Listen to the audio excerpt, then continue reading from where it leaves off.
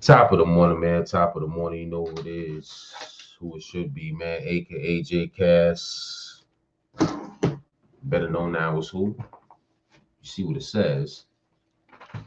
Shuttle driver. Trucker J.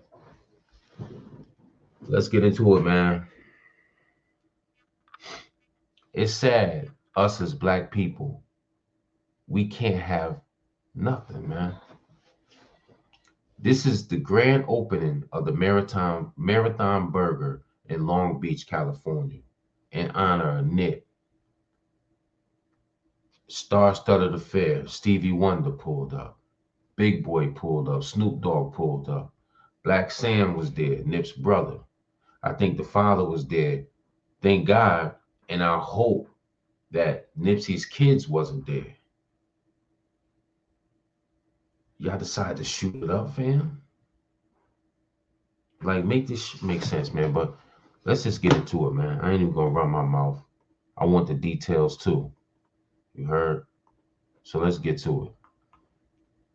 Now, peeps, unfortunate incidents occurred at the brand new Marathon Burger Man honoring Nipsey Hussle in Long Beach. Now, his brother Black Sam opened up a new location where he partnered with the rapper Snoop Dogg. But you already know, man, sometimes we can't have anything positive. So apparently, man, some 80s gang members came in and actually plowed the place up. Now, y'all, this is what really happened at Marathon Burger yesterday in Long Beach. Now, here's what happened, y'all. Everybody pulled up. There were celebrities, fans. It was supposed to be a nice, chill, family-friendly event. That is until one gang member showed up. Now, he was a crazy banging actor crip from the 80s in Long Beach, since this was a Long Beach grand opening. He shows up and immediately starts dissing all the enemies while walking in. He starts set tripping, going full gang bang mode, calling out the ops names, throwing up derogatory gang signs, and just completely wilding out. Now, the enemies realized they outnumbered him by a whole bunch. They could have easily crashed him and gotten him out of there, but they didn't want to mess up the event. So they went to Black Sam. They told him, hey, this dude is being disrespectful, he's dissing, and basically he's violating. Get him out of here, because we don't want to crash out on dude. Now, while they were talking to Black Sam, the 80 Crip had 3 other homies walk in to join him. So now they sitting at 4 80 Crips inside, surrounded by a bunch of ops. Now, seeing what was going on, Black Sam got together his crew. They walked over to the 80s and told them, listen, we're going to escort y'all to safety, but y'all got to go. So they agreed. Now, Black Sam and his crew start escorting the 80s off the premises. Now, the 80s are thinking in their head, okay, we being escorted to safety, thinking they're about to go to their cars. Black Sam, on the other hand, he's under the assumption of, I'm just trying to get these dudes off my premises. That's it. That's all. So they walked them to the edge of the Marathon property. As soon as the 80s toes cross the line off the premises, they get blitzed by the enemies. It was completely an uneven fight, man. It was looking like 6-1. You had 4 80s up against probably 30 or 40 ops, and they start squabbling. And one of the 80s pulls out a strap and starts blasting. But the enemies had some straps too, and they pulled out their pistols. Now, y'all, at this point, a massive gunfight breaks out. Bystanders are getting hit up. Somebody who was with Black Sam also got shot in the leg, and 2 of the enemies were hit as well. Tragically, one person who suffered the worst was one of the 80s Crips. He ended up getting shot and killed. Y'all, people are really crashing out at this point for no entire reason. Now, you already know it's a ton of ops over at the Marathon Burger, and you go in there looking for a beef. You know what I'm saying? You in there trying to get your issue. Like, come on, man. Like, I really feel like dude was a crash out. You know, you had 3 other homeboys that pulled up there, and I guess they thought they was finna get some straightening, and one of them ended up dying. Like, come on, man. Like, what's the point? What's the point? Are y'all not getting no money? You know what I'm saying? Like, are y'all not happy in life to where y'all just basically walking into the lion's mouth? I would say, you know, it's 4 people against 50, 60. damn near 100 people, and everybody rock with who's right there. Ain't nobody else having no issue. All other gangs is in there cooling. You know what I'm saying? They in there to honor Black Sam. They in there to honor Nipsey Hussle, and possibly also in there to give back. You know, even Snoop Dogg was in there. You already know how I feel about that little situation right there. But it seems like that was a time of unity where people were actually trying to come together and just celebrate, you know what I'm saying, Black excellence. And then what do we have? We have somebody coming in, crashing out, you know what I'm saying, trying to have an issue, and one of them end up getting unalive. Like, that's crazy. Like, us as people, we got to do better, man. You gotta, they always say, if you don't stand for something, you're gonna fall for anything. And I feel like, you know, with the dude from the 80s, man, like, he probably didn't have nothing to lose. He's probably off some drugs, or probably off some drink, got that little liquor courage going in. He said, you know what? Why not come out here and crash out? Why not come out here and point out all these ops and just throw my damn life away because they ain't got nothing else to live for? Like, that's absolutely crazy, man. I don't get it. You know what I'm saying? Maybe because you know, of a mature age to where I don't find that type of activity entertaining. You know what I'm saying? I'd rather have a successful life, get some money, raise family. You know what I'm saying? Just be a productive member of society. Facts. At the bare minimum. But people choose to throw their lives away, you know, ruining a good moment, man. Something that could have been a great historical moment of Nipsey Hussle getting a new location in Long Beach, you know, and people coming together, different people in LA coming together, different people in Long Beach coming together for something positive, man. You got some dudes running up in there going crazy. Now, this is crazy, man. Like, it's sad to have to report this. Okay. So I got the details that I was looking for because I didn't know. I'm not out there in Cali. I'm out here in the A, driving a truck, being a productive citizen to society, a person that comes from the gutter, that comes from 20 years in the streets, to learning and knowing that that ain't the way. Now, this is happening everywhere when it comes to us. We ruin everything. We can't have nothing. Have you not been seeing these teen takeovers? Going to malls, destroying shit for no reason? This man was trying to give back to the community. Black Sam, keeping the marathon in the hood to provide opportunities and jobs for people, keeping Nip's hope alive. And you always got to have one bad apple out the bunch to come ruin it. And guess what? I guarantee you, he's not the one that passed away. The 80s Crips or the 80s that came to, you know, stand with their guy, one of them lost their life. So basically, while he's set tripping, throwing up signs, and then a couple more fellas come, you lined your man up to get killed. I know that's sitting on his conscience like, damn, why I even do that? Why couldn't I behave? Why couldn't I conduct myself like a civilized person? Now I got my man killed and I got to go to a wake and I got other people shot. See, this is what happens in our community. I'm not seeing them folks have a gathering and they unaliving themselves and shooting and throwing up gang signs. It's only us. It's only us. And it's never going to end. But it starts in the home. It starts with the parents. Because there's a lot of stuff going on here in Georgia. Somebody got shot in the mall the other day.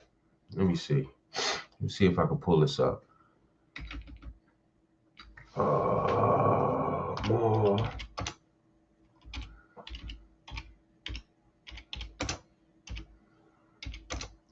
ATL 2026. It should pop up. Greenbrier Mall. One killed in the mall. Y'all think it's a game? Oh, Zaxby's just dropped dry rubs, and they're not playing. They've got zesty lemon pepper, savory garlic. A man is behind bars after a deadly shooting at Greenbrier Mall in southwest Atlanta. A 28-year-old man shot multiple times just outside of one of the mall's entrances. 11 Alive's Cody Alcorn was the first reporter on the scene and joins us live on Greenbrier Parkway. So, Cody, what are police telling you about this shooting tonight? Well, we just learned that this shooting stemmed from some type of argument between two men who police say did not know each other before this deadly encounter. Thursday afternoon, shortly before 5 o'clock, an off-duty Atlanta police officer was working a side job at Greenbrier Mall. While inside, the officer heard gunfire coming from outside of the mall. Lieutenant Christopher Butler says the officer found a 28-year-old man dead just feet outside the food court entrance who'd been shot several times. While still observing the area, he was able to identify a possible suspect. Within seconds, the alleged shooter was detained, a shocking end to the workday for mall employees. I spoke to one employee who didn't want to be identified. Mall security started running by door saying, shut down your doors, shut down your doors. And we had a person in our actual store and they were like, oh, there was a shooting outside, there's shooting outside. And that's when we shut down our gate. Leaving shoppers scrambling. Just doing mother and daughter shopping, just visiting, and next thing you know, we heard the lady say, you gotta leave, it's an emergency. So we were trying to hurry and get our stuff. So when we came out, this is what we saw. We saw police and everything out here. Knowing things could have been much worse. Innocent people can get shot too. So we're just trying to stay safe and just send our prayers to the family. A reminder of how quickly life can change. It's very traumatic. It's crazy just to know that a regular day turned into a horrific day. As of this hour, no charges have been announced in this deadly shooting. Greenbrier Mall is expected to open back up at 11 a.m. Live in Southwest Atlanta, Cody Alcorn, 11 Alive News. All right. This is what we do. This is what we do.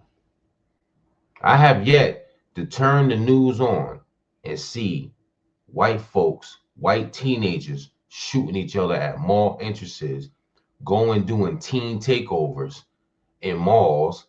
Like, you don't see that. Now, you might have OB that might have joined in, but 98% of the people that's doing it is black.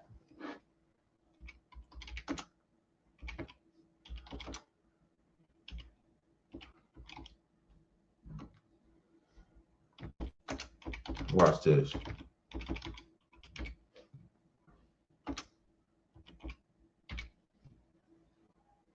Now, let me take out this part here. Oh boy.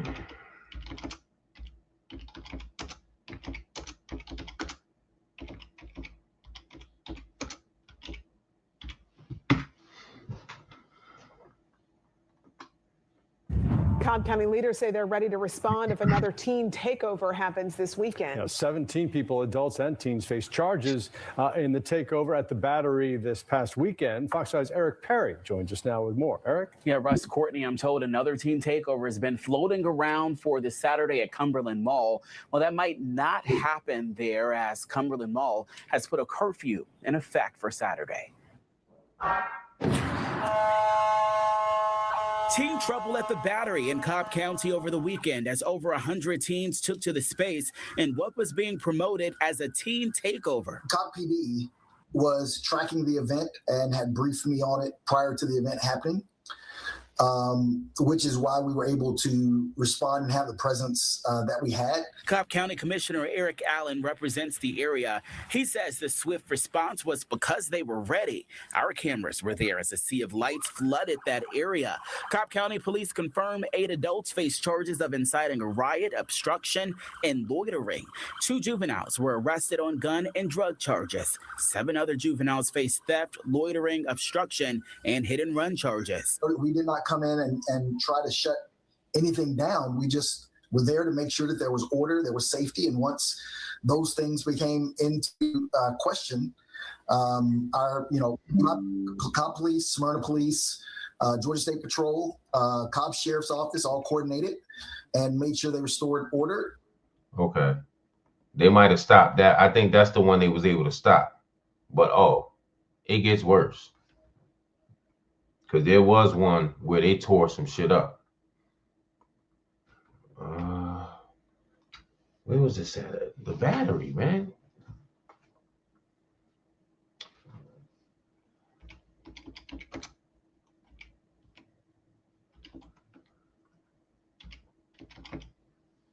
Let me try something else.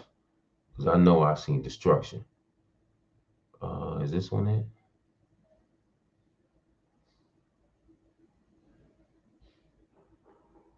Maybe this one is it. The new policy will work. Starting Saturday at 3 p.m.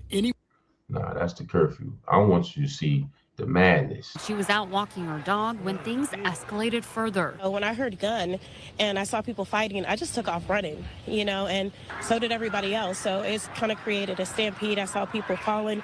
People kept running, jumping over. It was kind of crazy. Residents say Saturday night's events have left a strong impression. It just comes to the point where it's just like, where are these kids' parents at? Where do you think your kids are at 11 o'clock at night, 10 o'clock at night? I know nothing detrimental happened, but people live here and... Remember the commercial back in the day? It's 10 p.m. Do you know where your kids are? Facts. Do you know where your kids are? I know where mine is. Make this make sense, man. It is really unfortunate that stuff like this is happening. Yeah, great question. Where are the parents? Now let's go to the Bronx, because there was one in the Bronx, New York. And I used to live not even 10 minutes from the Bay Plaza. When I was living in Mount Vernon on Union and 5th. It's all over the place.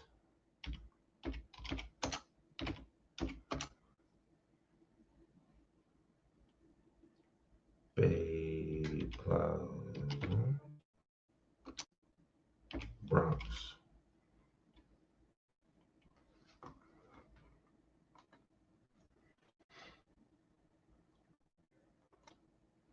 The number one reason that HVAC companies miss out on their revenue goals isn't because of sales, it's hiring, and it almost always comes. A President's Day takeover turns violent at a Bronx mall, and now other malls are ramping up their security. Police say at least 18 people are in custody, and most of them are teenagers. John Diaz has this story. That sound is glass breaking after someone is seen throwing an object into Munchie's Deli on Baychester Avenue. Just one of the chaotic moments that erupted in and around Bay Plaza Mall Monday afternoon. They tried to break in. We closed the door and we tried to avoid that and we tried to call 911. The manager, who didn't want to show his face, says the situation quickly spiraled out of control and fear set in. It's over 300 kids. Across the street, police say they believe this same large group of teenagers broke a window at the McDonald's. Area businesses say this gathering was no accident. The rowdy bunch came together after a planned takeover was being advertised across social media platforms. Police say they arrested 17 teenagers and 1 adult. To organize and create chaos, that's just not okay. All I heard was screaming. Now, there's still no clear reason why these kids decided to do this, but police are speculating it's due to the warmer weather and also no school. You ever seen a piranha eating food? For one attack, they all come in swarm. That's exactly what happened. Stephen Estrella handles security at Five Below. He says he had to keep the doors locked to prevent damage as the group made repeated attempts to get inside. They tried to get in here at least twice. It was like they was making rounds. Concern spreading to nearby Yonkers Tuesday, where police and private security were seen monitoring activity at the Cross County Center in case of additional takeovers. Yonkers police even posting this warning on social media that they would arrest any wrongdoers. From the Baychester section of the Bronx, John Diaz, CBS News, New York. Now, officials from the mall say that there was no damage. And I'm from Yonkers. And you heard what they said. Yonkers PD don't play. I'm gonna tell you, there's some dirty Italian cops. They will beat your ass. Real spill. Look at this, man. This is the post we saw about a potential teen takeover happening here. It says McDonald's takeover Tuesday starts at 3 p.m., ends until we get kicked out. Now, this did not end up happening, but there was a large police. I'm gonna say this shit again. It starts in the home. It starts with what moral compass you instill in your kids. Because there's a lot of good parents out here where their kids is teenagers and in their 20s, and they don't even think about doing stuff like this. My kids is a prime example. They're not out here running crazy. You think I would allow that? The reason this is, you got these hood booger females that want to get BBLs and be twerking in the club all the time, leaving their kid with grandma, and grandma damn near 46, 45, 40 years old, because the kid had a kid when the kid was fucking 16, 15, having a baby, knowing they're not ready to be a parent. See, that's the problem. They're having kids way too young, and they're not taking care of their kids. And it's mainly us. And that's a damn shame. But there was a commercial back in the day, though. See if I can find it. Then I'm going to take my ass to work. Couldn't sleep. I said I might as well do some content.